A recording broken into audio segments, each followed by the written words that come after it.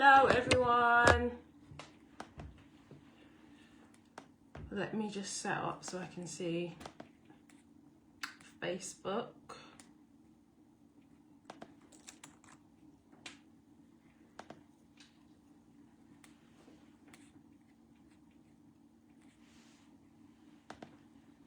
There you go.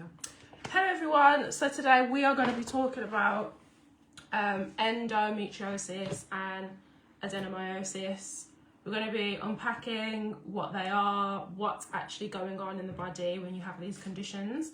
And as I said last week, this month we're focusing on conditions. So last week we did PCOS, and today we're going to do endo and adenomyosis.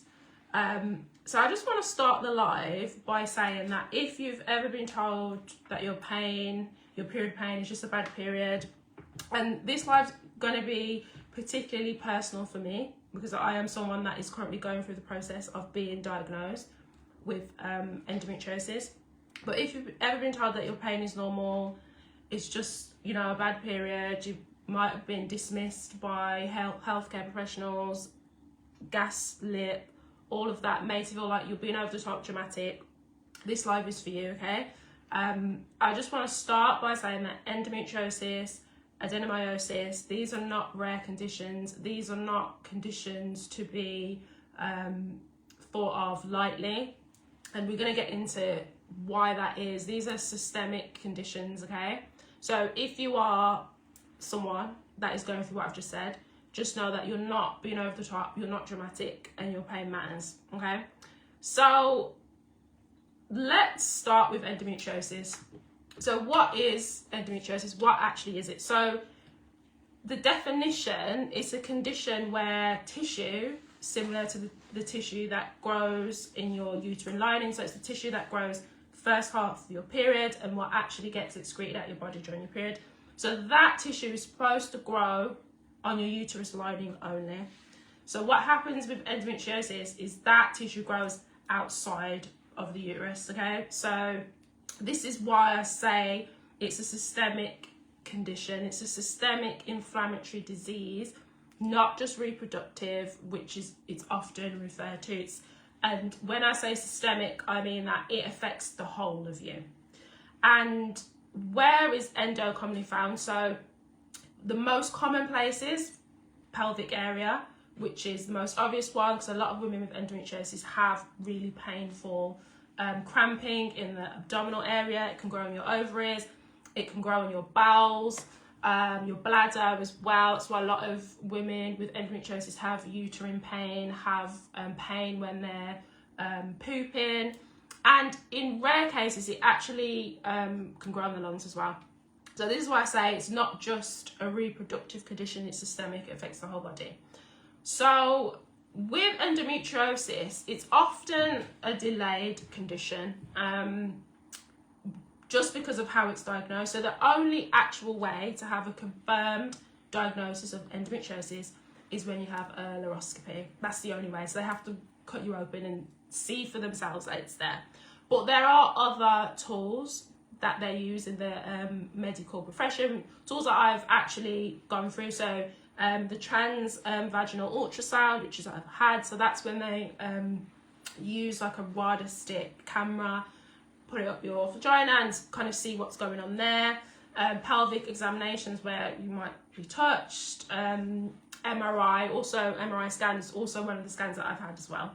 So those tools help to identify potential signs, but they aren't actually diagnosed. You have to actually have a laparoscopy to get a confirmed diagnosis.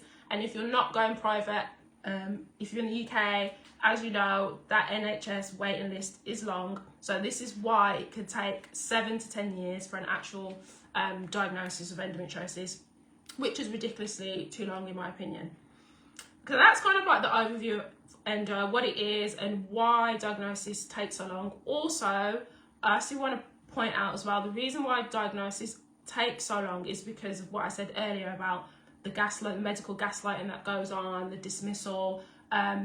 Even though, and this is not me throwing shade at the doctors, but even though they are the medical professionals, a lot of them don't have a lot of knowledge about endometriosis, don't have a lot of knowledge about the science.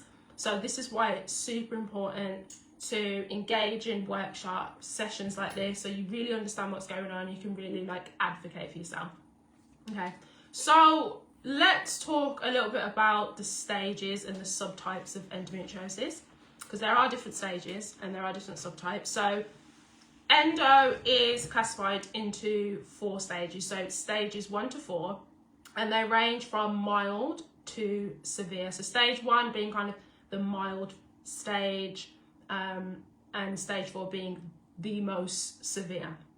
And I just want to point out as well that the stage doesn't necessarily correlate or predict to how the pain severity. So because pain threshold is personal, right? So someone who's at stage 1 might have really debilitating pain. Their pain threshold might be low, like me. And someone at stage 4 might have fewer symptoms, and they might be at stage 4, but then they might experience less pain, or they might not have as many symptoms as stage 1. So it really is individual, and it really comes down to you as an individual. So let's dive into the subtypes, because I think this is probably the most important part when it comes to endometriosis and the type. So as I said, just to recap, 4 stages, vary from stage 1 to 4. With the subtypes, so there's actually 3 subtypes. And the first, and they also range from severity as well, but in a slightly different way, which we'll get into. So the first subtype is what we call superficial peritoneal. And this is actually considered the least severe type. And what this is essentially when the endometrial tissue, the lesions, they grow on the surface of the peritoneum, which is the space within your abdominal area, okay? And the depth is quite shallow. They refer to it as shallow lesions, so it's usually less than 5 millimeters deep. So that is how you might be classified as having superficial peritoneal endometriosis. If you have shallow lesions that grow on the surface of the endometrium and they are less than 5 millimeters. So as you can imagine, 5 millimeters is super shallow. It's not that deep at all. However, going back to what I said a few minutes ago, the level of pain is very individual. So someone with superficial might, depend on their threshold, might be experiencing a lot more pain than someone who has a more severe type. Okay, so the second subtype is what's called deep infiltrating endometriosis, and this one is a severe form. It's considered more severe, and again, endometrial-like tissue. This is where it penetrates further, so more than 5 millimeters beneath the peritoneum. So it starts to go into pelvic organs, and this is why a lot of women with the deep infiltrating experience excruciating pain. This when it also can go to like the bladder, the bowel, pelvic nerves, etc. So it's this one that typically starts to get really painful. And then the last type is what we call ovarian endometriomas, and this has a nickname of chocolate cysts. You might have seen that, and the reason why it's called that is because it's blood-filled, non-cancerous cysts that form on the ovaries, and the blood is old blood, and when we have old blood, it's dark, so hence why it's called chocolate cysts. And this is also considered moderate to severe as well. So that is the stages and subtypes. I just want to preface that a woman can have multiple subtypes at once. So whereas with the stage, you're only going to be really at one stage at a time, you can have multiple subtypes. So someone might have deep infiltrating, so you might have endometrial lesions going deeper than 5 millimeters, and you might have it on your pelvic organs, your bladder, but you also might have chocolate cysts as well on the ovaries. Okay, so in terms of symptoms, endometriosis symptoms are quite broad, and you'll find that they often begin when you get your first period. So I know for me, ever since I can remember, I've had like really painful periods. Obviously they are much better now based on the qualifications that I've got and the skills and how I've been able to improve and really eliminate pain. But from my memory, my first period, it was painful, and it had been for a long time. So the symptoms are quite vast and they're quite broad, and I can't go through all of them, but I'm just gonna go through the most common ones. So the obvious one, chronic cyclical pelvic pain happens. For some women, it might be throughout the whole menstrual cycle, so they might be in pain throughout the whole month. For some, it might be in the middle of the month where you have ovulation pain, and then it might be towards the end when you get your period. So that can vary. Severe cramps, and when I say severe cramps, it's cramps that literally make you feel unwell. Like, I know for me, and this is why we describe endometriosis as systemic, because it's literally from head to toe. You just feel so unwell. Your cramps are so debilitating that you are bedbound and you just can't do anything. You have to plan your life around the cramps and the period pain, etc. That's a really big symptom of endometriosis. Periods lasting longer than 7 days. So typically find that women who have really long periods, and I'm talking periods that are like 10 days, so women having periods that are 14 days, another sign of endometriosis. Heavy bleeding, gut health and digestive symptoms. This is one of the symptoms as well, which isn't commonly known, but if you're someone that has gut health problems, and also if it's quite cyclical gut health problems where it's happening during a specific time every month, that's another sign as well. Pain when you're going to the toilet, weeing, another sign. As I said earlier, if you have endometriosis on your bladder, this can cause that type of pain. Pelvic floor dysfunction, obvious reasons. If lesions are growing on your pelvic area in the pelvic cavity, it's going to cause pain. Nausea and vomiting, as I mentioned earlier, feeling sick and vomiting because of the pain that you have. Endobelly, linking to gut health problems. If you're someone that has bloating, that's also a symptom as well. The obvious ones, fatigue. If you're someone that has any like anxiety or depressive symptoms, that is another sign. And that one isn't in isolation, because that is more leaning to like PMDD. But if that is you having that alongside other things, that is also another symptom.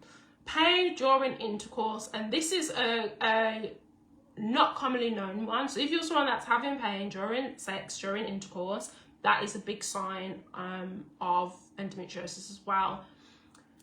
Yeah, so that is, as I said, it's a vast list and it's broad, and that's not all of the symptoms. That's just some of what I consider the most common ones. So, you know, as you can see from that list, this is not just about a painful period. It's not just about period pain. Endometriosis is systemic. It is a systemic inflammatory condition, all right?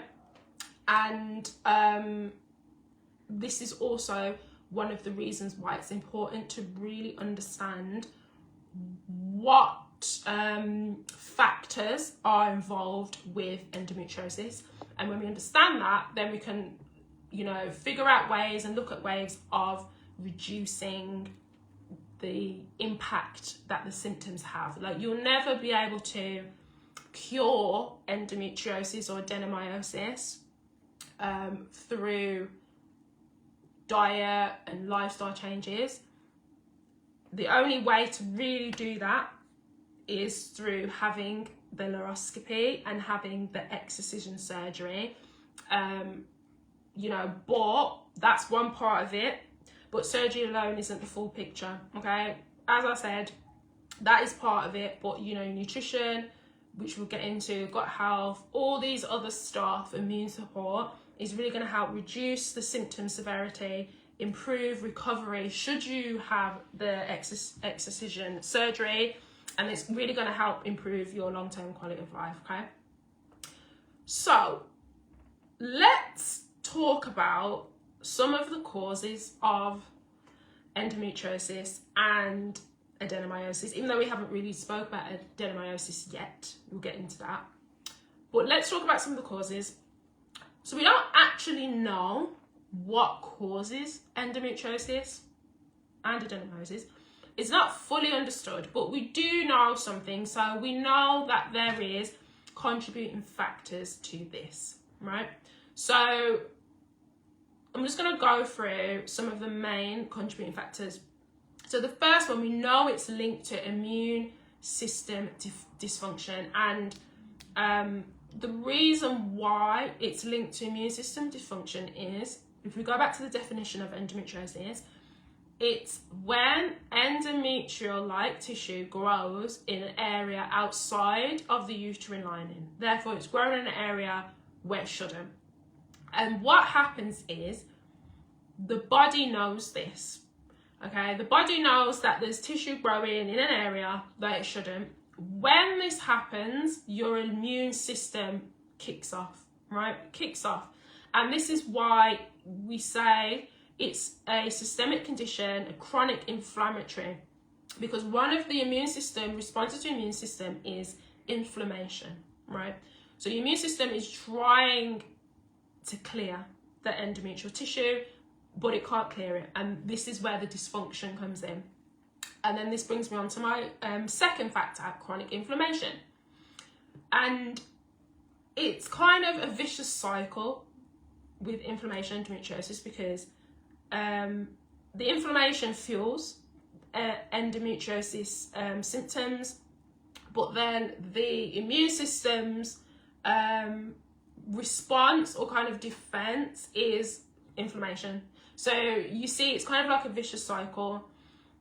Another factor is oxidative stress. So this is linked to what we call free radicals in the body, and these can disrupt cells and cause quite severe damage to cells.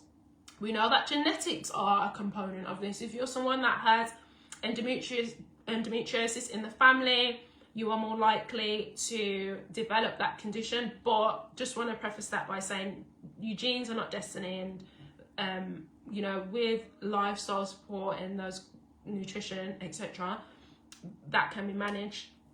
And then we also know that retrograde menstruation is a factor. So this is where menstrual blood, which contains endometrial cells, kind of flows backwards up the fallopian tubes instead of leaving the body. And this is actually quite common. So it affects 70 to 90% of menstruating women, but it's generally considered harmless. But if you're someone that is more susceptible to endometriosis, has endometriosis, it can be a contributing factor to actually developing when the immune system fails to clear that tissue that is flowing upwards instead of downwards. Okay, so essentially what we have with endometriosis is the immune system in overdrive, and that's kind of at the center of it. And when we have the immune system in overdrive, that increases inflammation, and the inflammation then increases the pain. So as you can see, everything's kind of interlinked all together. So one of the key things that you need to focus on if you have endometriosis or adenomyosis is calming down that immune system, is reducing the inflammation. And we're going to get into where to start with that a little bit towards the end of the session. Okay. Another factor that is overlooked is the gut's role in endometriosis, and that connection is a huge connection, also overlooked. Okay, so, and this is why a lot of women with endometriosis have gut health issues, digestive issues. This is why endobelly is a thing, right? The bloating, the endobelly is a thing. And there's a few reasons why endometriosis and gut health is really connected. firstly, if you have endometriosis where lesions are growing near the bowel, that can disrupt your gut health, how your gut works, the gut motility, can alter your gut microbiome, and ultimately can increase inflammation. And as we've already said, we know that inflammation increases pain, okay, and exacerbates the endometriosis symptoms.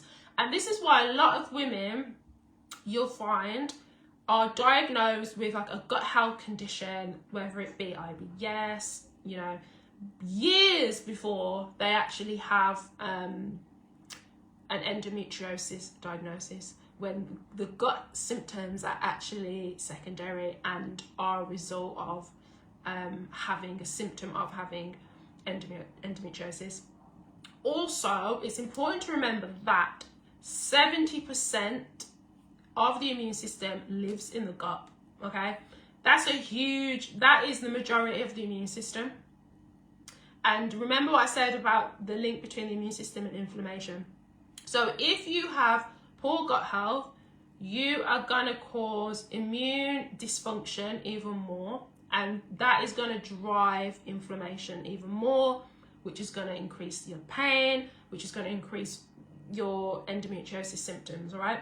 So it's important to remember that gut health is important for immune system regulation, plays a massive role in exacerbating those endo symptoms, and also gut health is involved in the removal of estrogen from the body, which is also a key factor in endometriosis and the growth of endometriosis, okay?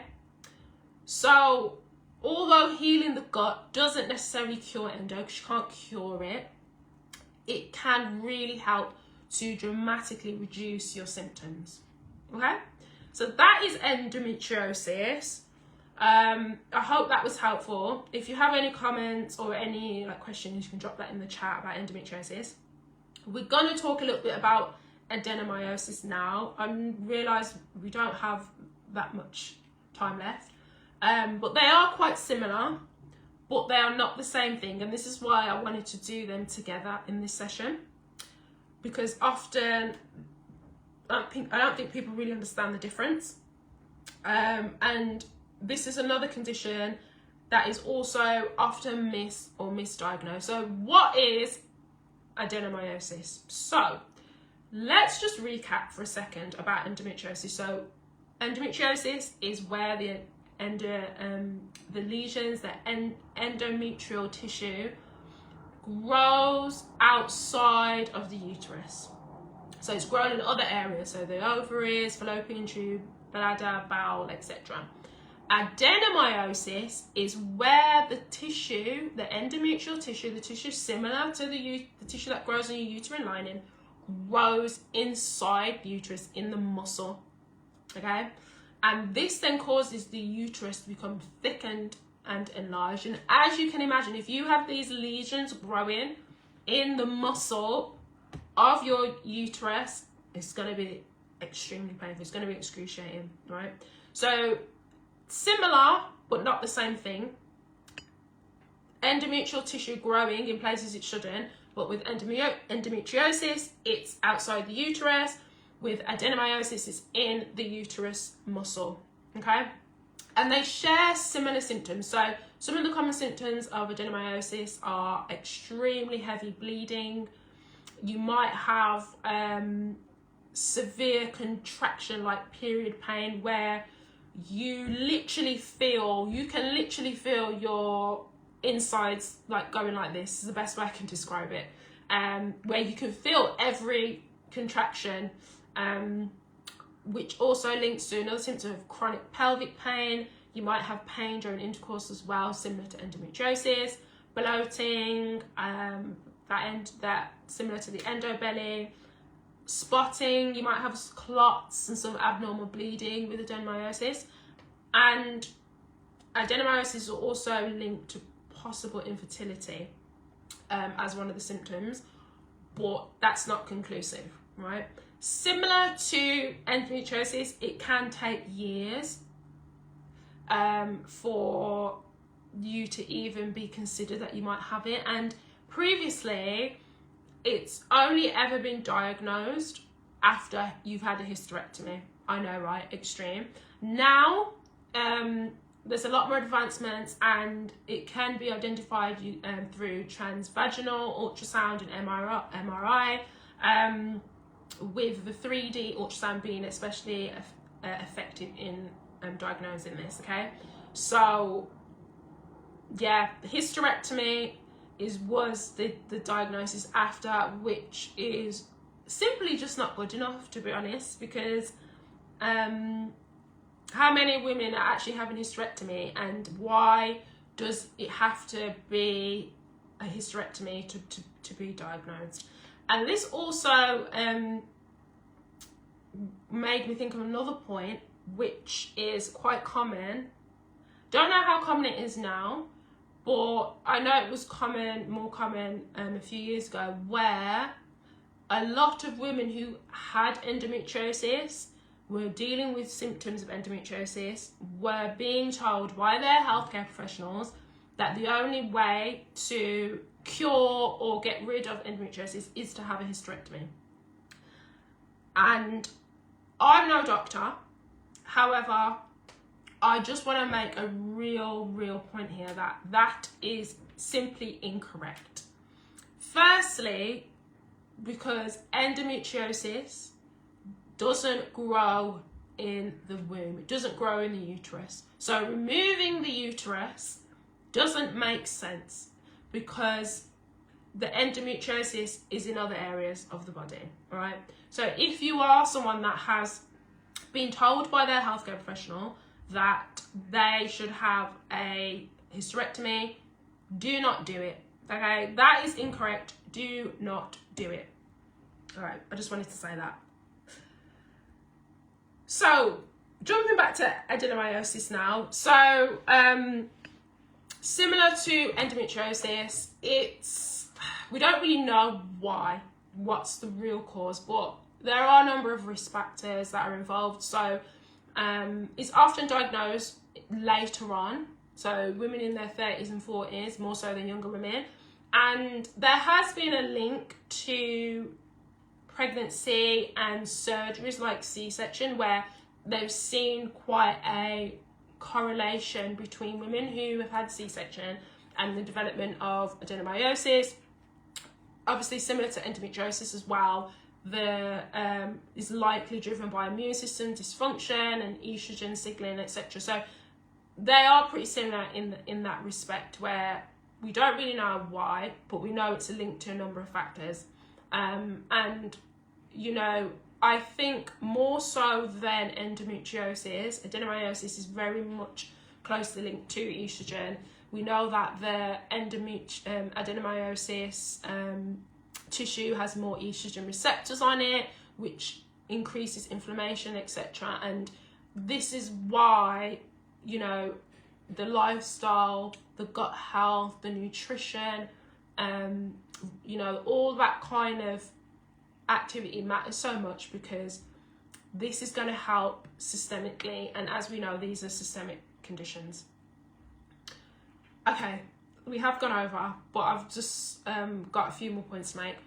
So that was kind of, and I know it's a whistle-stop tour of endometriosis, adenomyosis, and what the conditions actually are, and what drives them. I just want to end the session talking about where to start, because it's all well and good doing these sessions and doing kind of deep dives into these conditions.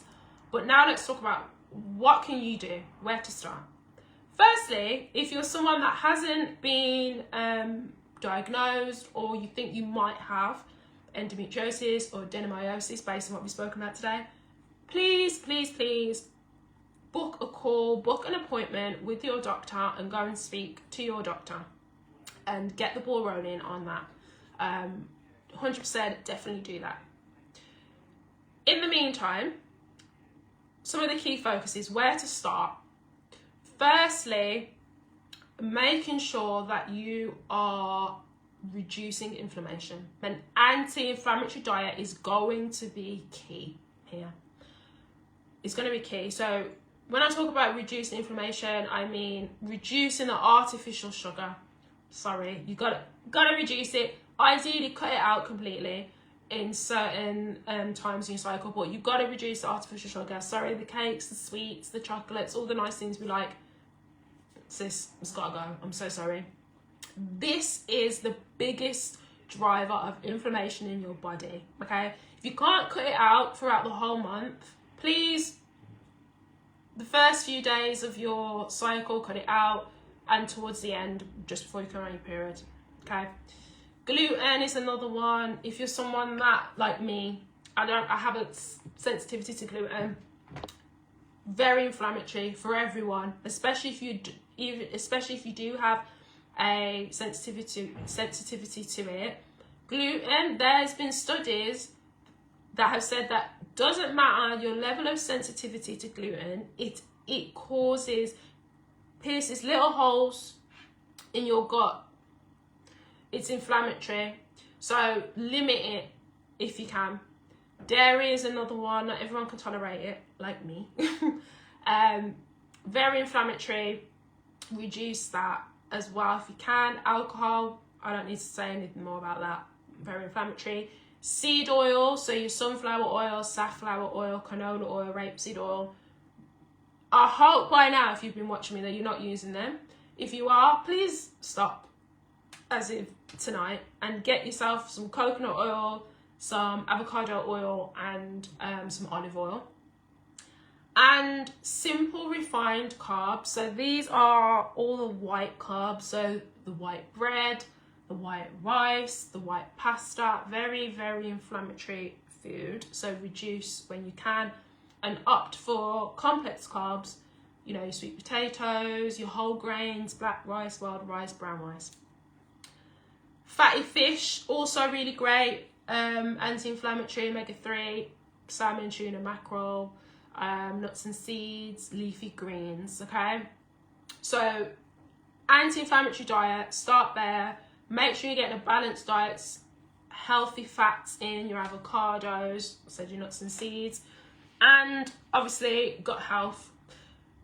The vegetables, leafy greens, healthy fats are going to help with gut health as well. So making sure that you are really getting your fibre in, because that's really going to help your gut health, your gut motility, your microbiome is going to help reduce inflammation. And as we know, the gut, 70% of the immune system is in there, so it's going to help regulate the immune system.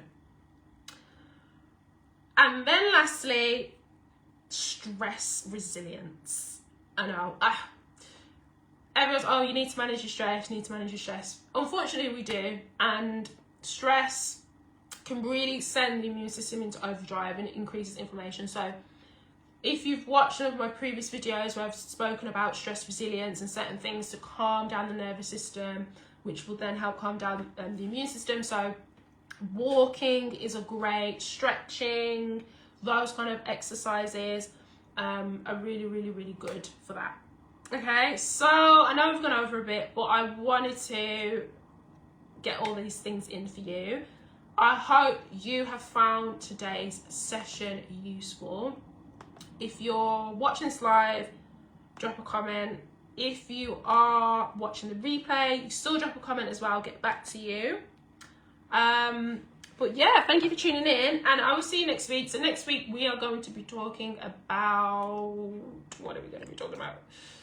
I think it's fibroids next week. We're going to be doing fibroids. So we've got 2 weeks left of our hormonal conditions month. So we're going to be talking about fibroids next week. And then the following week after that, we're going to be talking about PMDD. And then that will kind of conclude the hormone conditions month. All right.